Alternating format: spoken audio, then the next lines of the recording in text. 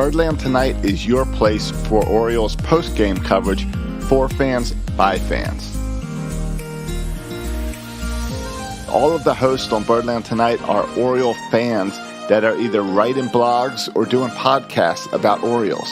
Head on over to birdlandtonight.com to learn more about the hosts and other shows and websites that they're a part of. And head on over to Twitter, YouTube, Facebook, and Twitch and subscribe, follow, or like, whatever the appropriate thing is, to Birdland Sports. Finally, share, retweet, and tell your friends about Birdland Tonight so that we're all joined into the conversation after every Orioles game this year. We'll see you guys in just a couple minutes. Head on over to the comment sections on Facebook and Twitch and YouTube to start interacting now. We'll see you soon.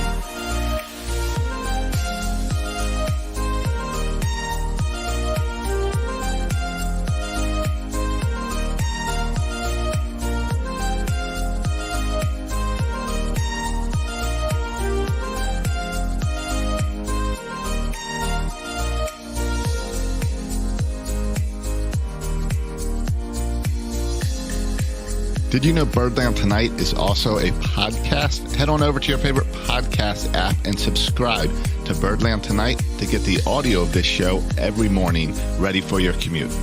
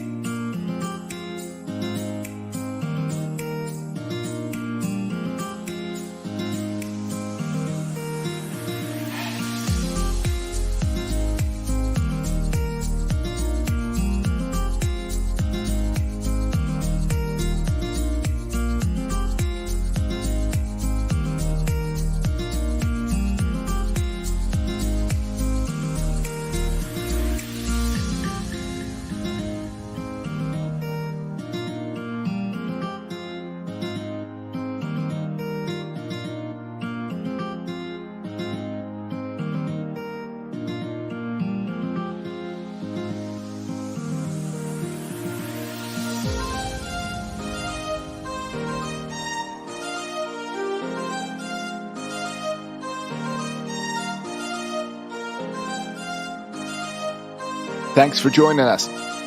We will get started in just 1 minute. Make sure that you have subscribed to us on your favorite social media.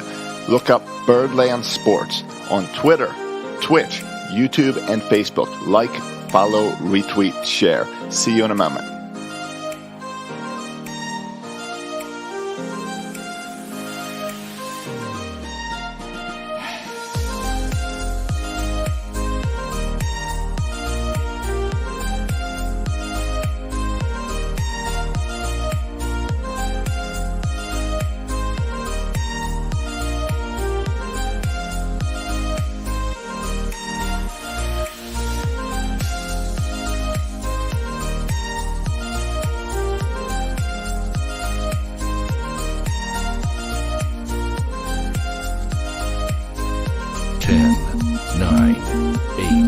Seven, six, 5, 4, 3, 2, 1.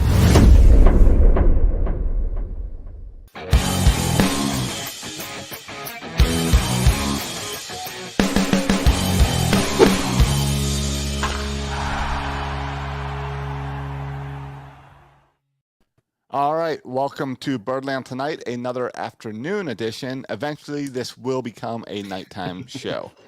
Make sure you're checking out birdlandtonight.com and following Birdland Sports on Facebook, Twitter, Twitch, YouTube, and subscribing to the Birdland Tonight podcast as well.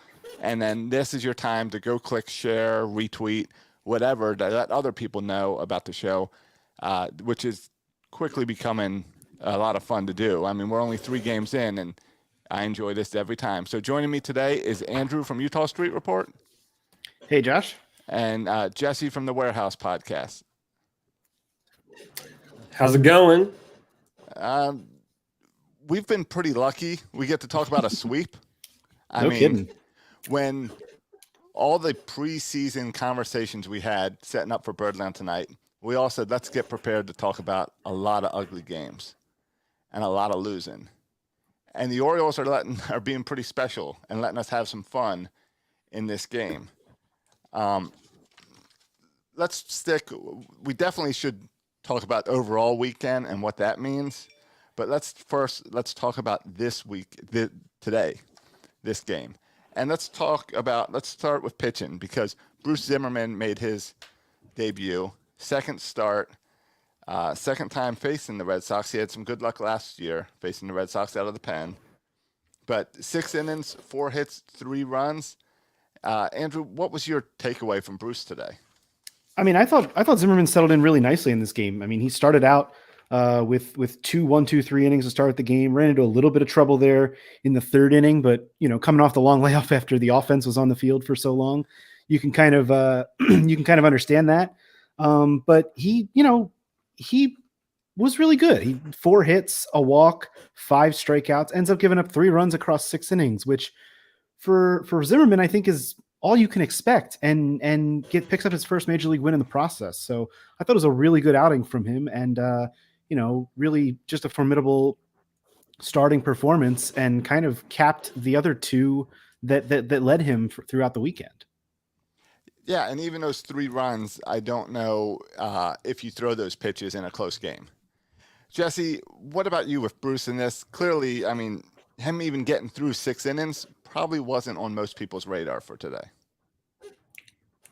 Yeah, I mean, I think that the thing that is really worth highlighting in his outing was just the pitch efficiency. After 4 innings, he'd only thrown 40 pitches, and that's exactly what he needs to do.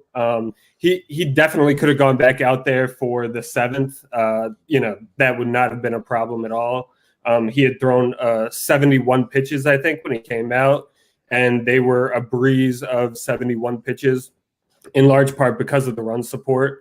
But he definitely could have came out. I was a little upset at the time that he did come out, but I think in hindsight, based on how Hyde set the bullpen the rest of the game, I think it actually makes sense now that I see it. But yeah, he was impressive. I mean, it'll be interesting to see whether his stuff how consistent he can be at the major league level, because he really relies on his location and his command and the movement that he has on his pitches, because he doesn't throw very hard. So.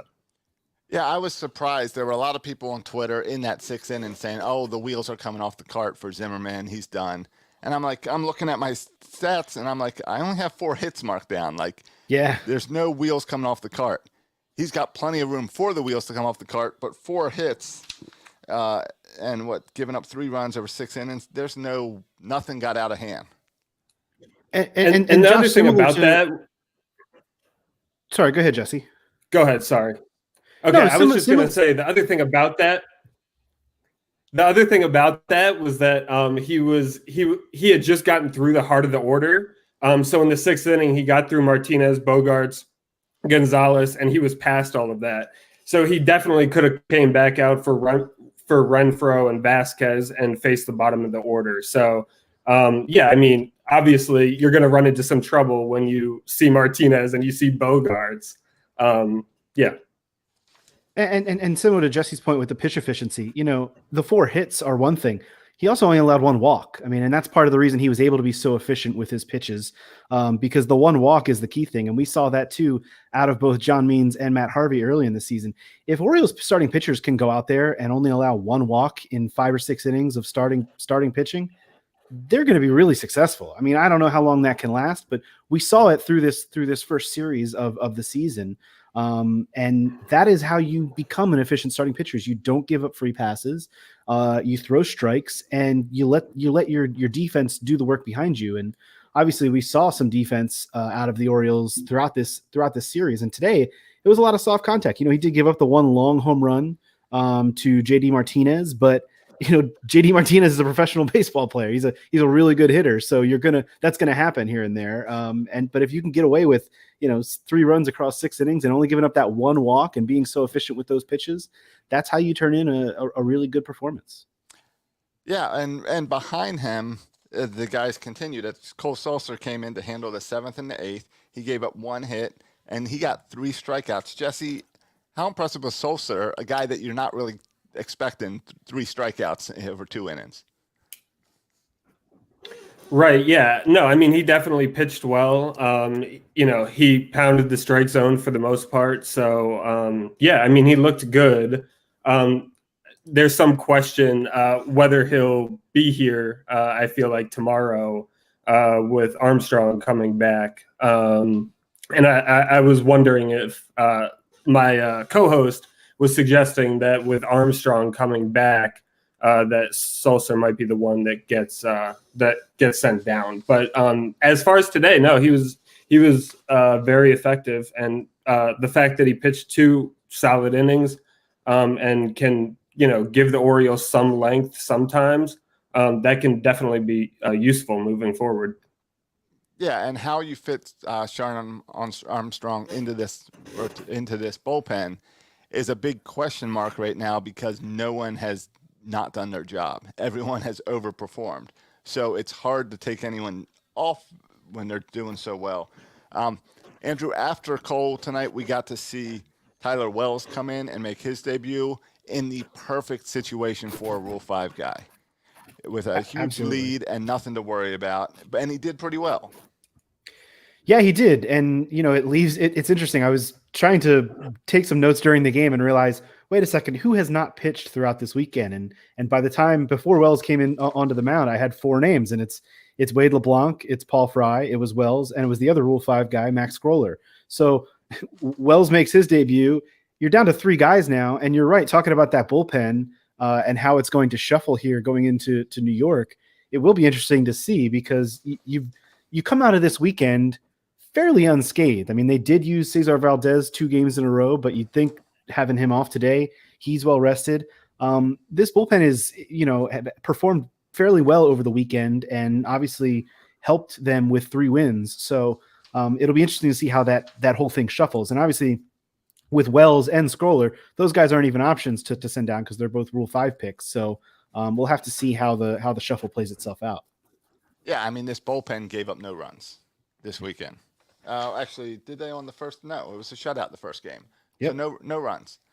That makes it really hard to fit in Sharon Armstrong, no matter what the numbers say, because you're right. With Paul Fry, Scroller, and LeBlanc as the only guys, those guys aren't being sent down just because they didn't pitch. So it'll be interesting. The other roster concern that we have to worry about now is Austin Hayes, who's, I guess, pulled a hamstring on that weird run-in play. Yeah. With the trapped ball, and kind of pulled himself out of the game. How concerned should we be about that, Andrew? Well, it certainly is a concern when you talk about Hayes and his injury history. We don't really know exactly the severity of it. I'm reading some quotes here from Brandon Hyde after the game saying that Hayes is going to come in tomorrow. They'll see how it is. They're kind of playing it close to the vest right now, not on the severity of things.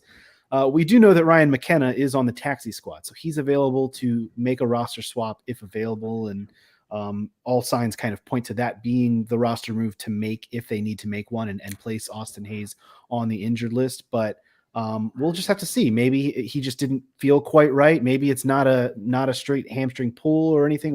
We'll have to find out in the next 24 hours or so what his health status is going forward. Right. Yeah, my hope is he realized this game's a blowout. Let me just go rest it and let Velaka get some playing time. Yeah. All right, but let's talk about the star of the game today, Cedric Mullins. 5 hits plus a walk, a perfect plate appearance today. 6 times at the plate, got on base each time. Cedric Mullins, I thought his career was done maybe 2 years ago. Jesse, what does this say about Cedric Mullins? Well, I think his early performance definitely shows that I think he has the leadoff spot locked down. I would say at least for the month, with Hayes struggling, and with his recent injury. I think that it reaffirms Mullins' grip on the leadoff role. I mean, yeah, he was absolutely fantastic. He saw a ton of pitches at the plate, went deep in the count, just about every at bat, which was really, really impressive and is exactly what you want from your leadoff hitter. It was marvelous to watch. Three doubles and two singles. I mean, it was great. All right. And Andrew, it wasn't just Cedric Mullins today. I mean, when looking at your first place Orioles, every guy that got to the plate got a hit at some point today. Yeah, and by the way, I think for the time being, every time we do reference this baseball team, we do have to just call them the first place Orioles, because who knows how long we're going to get to say that throughout the rest of the year. I was looking, and Fangraphs made the whole stink about making us 0.0 chance of making the playoffs. We have now risen. It is now 0.1. And what a day for that. And that was as of yesterday. So I'm sure that got some excitement going in the locker room. A little major league type thing is they're taking the numbers off Fangraphs and keep adding on. But it's exciting, and this team's hitting the ball. They are, but not only are they hitting the ball, they're getting on base even. I mean, I wrote down the fact that this, you look at some of the numbers, the underlying numbers from just this game, 15 strikeouts across the 9 innings. That's not great, but you also throw in 8 walks in there. I mean, this team walked 8 times and had 17 hits. That is a lot of base runners in a single game, 25 of them. And of course, you only come away with 11 runs. It means you're leaving 14 guys on base, which is, think of what it could be and had you come up with a couple of more clutch hits. But it's really not much. You can't really ask for much more than what this team did offensively in this game. Anthony Santander, 3 hits. Even Ryan Mountcastle, a guy who struck out 3 times in this game, he also walked twice. So you're getting the good with the bad. Even in this day and age with everything being 3 true outcomes, we still haven't seen this team even hit a home run through these first 3 games, but they're still able to produce these numbers. So imagine when some of the power bats start coming through, what this offense could be. And obviously, we're probably getting a little ahead of ourselves talking about these 3 games. It's such a small sample size, but we did come into the season expecting this to be a lineup that can produce and can do things offensively. So to know that is not a fluke all of a sudden, even just through the first 3 games, it's a nice feeling. It's nice to look down at a box score and see, you see a lot of Ks in that box score, but you also see a lot of doubles, a lot of singles, and a lot of guys coming around to score. And when you can touch home 11 times in a game, that's super important. Well, and when you look at who touched home, everyone touched home except for Hayes. But and he went out early. Pat did when he left. Pat took his spot, and then Cisco. So a team game. Defensively, everyone was participating. Great pitching. So all good there for here. Now, you're saying that Galvis, I guess I'm wrong because Galvis did not get a hit, but he got 2 walks. Okay. Correct. Yeah, he walked twice, struck out once, had a trio of 4-3. So that's the other thing too, is if you're turning the lineup over, these guys are going to get plenty of chances, and that's all you can ask for. And this team batted around in the 3rd inning. So, that's what you want to see. You want to see that kind of, it's especially when you've got a guy like Richards on the mound who simply didn't have any control. The Orioles were not going up early in that game against Garrett Richards and swinging at anything. They were letting the pitches come to them. And that's kind of what I'm talking about in terms of that plate discipline. They were really showing themselves to be able to draw some walks early in that game and put the pressure on. Yeah. And this 6.92 batting average from Mullins now has him tied for the most hits in Major League Baseball. So enjoy all this. Enjoy the Orioles' offensive stats being high now while you can. The one thing I would just add about, yes, we did have a lot of strikeouts. It is important to note that, when we come up to the bat as many times as we did in this game, you're going to strike out some of those at bats. So, and the other thing about it is we had 15 strikeouts. But Cisco had 4 of them. Mountcastle and Ruiz each had 3 of them. So they were kind of bunched together, and it's not like the entire lineup was really striking out routinely. It was just three guys who made up the bulk of the strikeouts. Yeah, and I've noticed all weekend, I've noticed that the Orioles are going deep into counts. They're fighting pitches off, and they're causing pitchers to throw a whole lot more pitches than they'd like to, which is definitely an improvement at the plate. Jim Palmer today, when you watch the game with Jim Palmer, it seems like every game he picks something that it's going to be his focus for the game, and he'll bring it up all the time. And today his focus was about beating the shift and saying that the Orioles were taking balls that were pitched outside and hitting them to the opposite side. I don't know if Jim Palmer's just making something up on the spot because I haven't done the research, but have you guys noticed anything to this? Is this something? Because it seems like something that would make sense for a rebuilding team, for a young team, to try to get back to some basics like that. Yeah, I mean, I think it's too early to identify any sort of pattern like that. I mean, I do know that Santander in the first inning, that was noticeable when he got the RBI hit. And he definitely beat the shift, and it was a pretty weak ground ball. So, I mean, the one thing I will say is we do have guys on the team, Mullins in particular, that is spraying the ball around. Obviously, they're not putting a shift on Cedric Mullins, but we do have, a few of these guys that can hit to the opposite field, and that's encouraging. Well, there's no question about it. And you mentioned the Santander at bat in the first. I even point to the Mountcastle second at bat in the third inning, where he came up and poked a ball into right field that was outside. He really mentioned it on that one too. That one drove in a run. You are seeing those kinds of things. And again, Jesse makes a good point. We're talking about 3 games here, small sample size alert, all the caveats involved, but it is nice to see deep counts and, approaches that are not just swinging for the fence. Strikeouts are going to come, walks are going to come with those deep counts and that approach as well. And eventually the home runs will come. Because you're going to be getting better pitches when you are having a better approach overall at the plate. So it is something to look out for. And I don't know if it's something that the Orioles internally are emphasizing in terms of their approach at the plate. But the other cool thing about what this lineup is able to do, and it goes back to that man at the top, Cedric Mullins, is he can set the table. And it's been a while since the Orioles have had a player like Cedric Mullins who can set the table in a similar way, probably since the days of Brian Roberts, really, where you've got a guy who, his approach is always to just put the ball in play and make something happen with his speed. He could lay down a bunt when necessary for a hit. He can do a lot of different things at the top of that order and set the table. And when you've got him getting on 6 times a game, obviously that's not going to happen every game, but we've got him getting on multiple times a game for guys like Mancini, Santander, Mountcastle behind him. That's going to produce runs no matter what you do. That's why this lineup is so dynamic in many ways. And, like I said, the caveats are all there. This is a small sample size, but we came into this season thinking this lineup could be pretty good, maybe even above average in the league.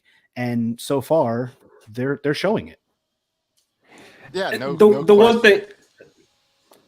one other thing, to go along with the small sample size, it is worth noting that the Red Sox pitching was absolutely horrendous today. Yeah. It started off bad with Garrett Richards, and then it got worse when Josh Taylor came into the game. And Whitlock was really the only guy for the Red Sox that really kind of stabilized them. So, yeah, just to go along with the small sample size, we do need to account for the horrendous pitching Boston showed today. Yeah, of course. And you're right. It always helps when you get a guy on base like Cedric Mullins. That's going to help anything. But I like to think that all spring Chris Davis was down in Sarasota yelling at everyone that the shift destroyed his career, so they would find ways to avoid it for the young guys as a fear tactic. You know what else I really enjoyed about today's game? The Boston fans were quiet. Except for when they were booing, they were quiet. And after 2 games sarcastic cheers. Right. 2 games of an annoying guy, and now a nice quiet Sunday. It was a great Easter. Well, when the Orioles throw, what was it, 12 batters up in that third inning, there's not much for them to cheer about. They were awfully quiet. No, that third inning is one where you couldn't tell now, but it's one of those games where if it was a normal game, you would see the fans start to empty out because it was ugly. It was ugly. I mean, yeah. We haven't talked about some other things that were going on that we haven't talked about in these first couple of days. Is one, there's a new baseball, and I found it really strange that they did not use this baseball in spring training.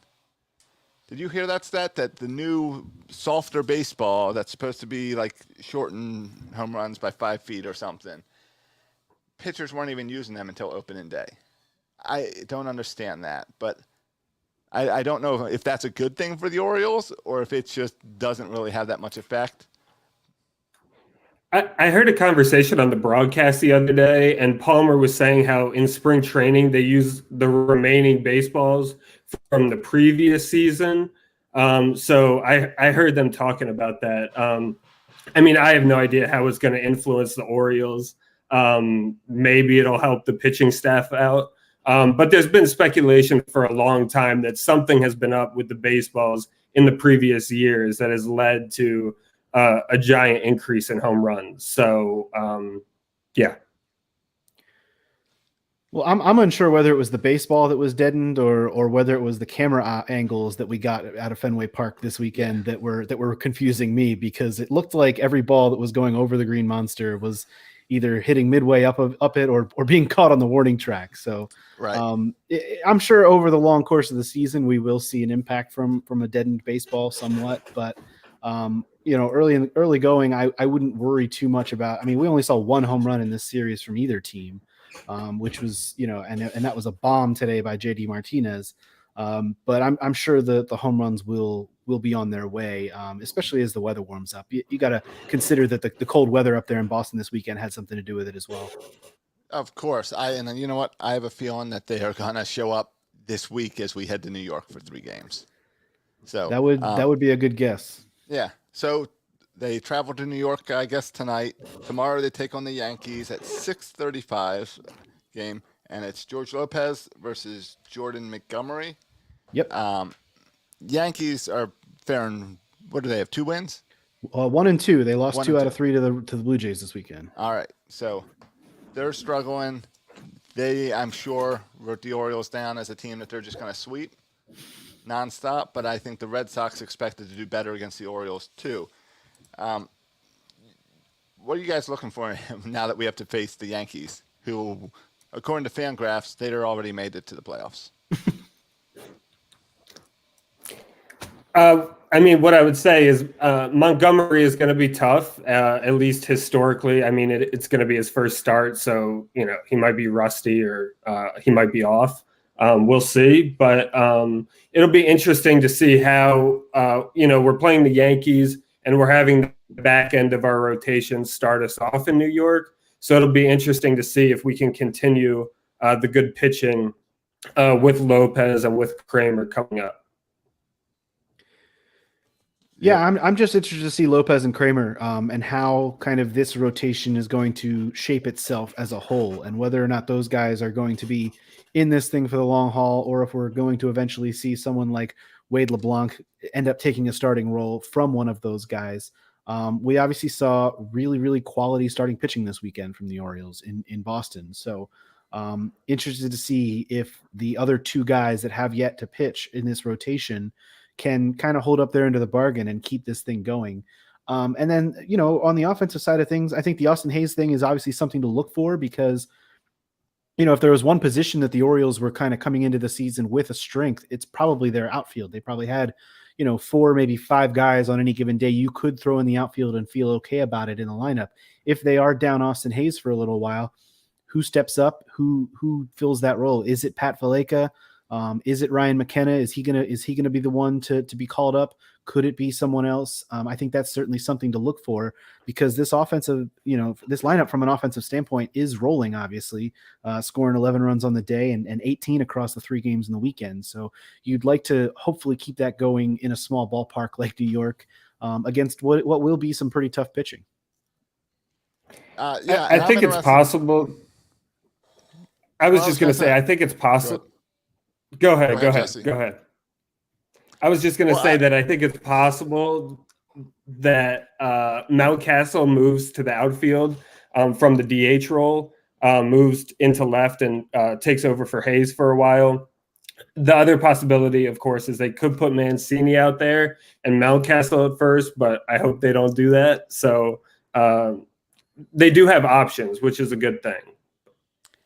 Yeah, and I'm interested to see how they use the rest of the bench because he hasn't given these guys any time off yet. Yeah. It's been the same. The lineup changed slightly today as Hayes moved back further in the lineup, and then Cisco came in instead of Severino. But besides that, they've been using the same lineup for 3 games. So it'll be interesting to see how they do that in trying to. And not to mention, Josh, they only came in with a 3-man bench. So if Hayes is going to be out for a little while, even if it's only 3 or 4 days, they may decide they need to make a move in order to free up some space on that bench in order to get somebody else. Well, and that's where I'm not up to date on the COVID rules with that travel and with the travel squad. Like, can they bring McKenna up for 1 or 2 games and make him active and not? I don't know how it goes. I don't believe they can. I think you'd have to make an injury list move there in order to free up the spot on the 26-man roster. So but it's all treated like that the same if it's an injury. Right, but then what would be the point of a travel of the travel squad? That's for just to keep them in your bubble. Yeah, to keep them in your bubble for a COVID thing. Okay. Which it's not really working out for other teams like the Washington Nationals right now. They haven't played a game yet, so we'll see how all this stuff works out. No, let's just focus on the fact that everything's working out for the Orioles. Yeah, 3-0 to start the year. All right, on pace for 162 wins. So, any more takeaways before we head out? I mean, I guess I was just going to say the one thing that I mean, the lineup, obviously, as we kind of talked about, did great. The thing I will say, this is a small thing, but Franco coming up to bat his first 2 plate appearances and swinging on 3-0, especially, when he hits the double, I give him a pass and totally cool with me. You're going to make hard contact. Go ahead and swing 3-0. The second time he did it, he did end up walking, but it was a little annoying to me just because you had the feeling that if Franco walked, that Richards would have been out of the game, and that would have been it for him. And the fact that he had swung 3-0 was somewhat annoying, but then he did walk, and Richards came out after that. So that was the one thing I thought I'd point out, which it was a little mystifying to me. Why, especially on the second time, he was swinging 3-0. Oh, I disagree with you. I like the swinging on 3-0 because 3-0, that guy has to throw a strike. So he's going to his fastball because he knows he can get that over the plate. He's not trying to trick you at a 3-0 pitch. So I like the aggressiveness. But I can understand you just trying to get the walk, and especially in a game like this. Yeah, I mean, and the other thing about it was it wasn't a good pitch to swing at. So that was the other. I should have mentioned that at the beginning, but it was a bad pitch to swing at. So right. Yeah. All right. Well, tomorrow, like we said, Orioles are heading to New York. Birdland Tonight will be back after the game. We've got Cody from the I Like the Duck podcast and Bob from On the Verge hosting tomorrow night. So make sure you're tuning in. Make sure you're sharing Birdland Tonight and Birdland Sports everywhere so that people know this is the post-game show that they should be watching. Andrew, Utah Street Report. Anything to plug this week? Not this week, but I'll tell you what, if we keep seeing what we're seeing out of the Orioles, I'm going to have to get behind the keyboard again because, I have no notes really. I mean, this was a fun weekend to watch, a fun opening weekend to watch baseball. And I enjoyed it and hope that much of the same can continue into New York and then back into Baltimore. All right. And Jesse, what's going on with the Warehouse podcast this week?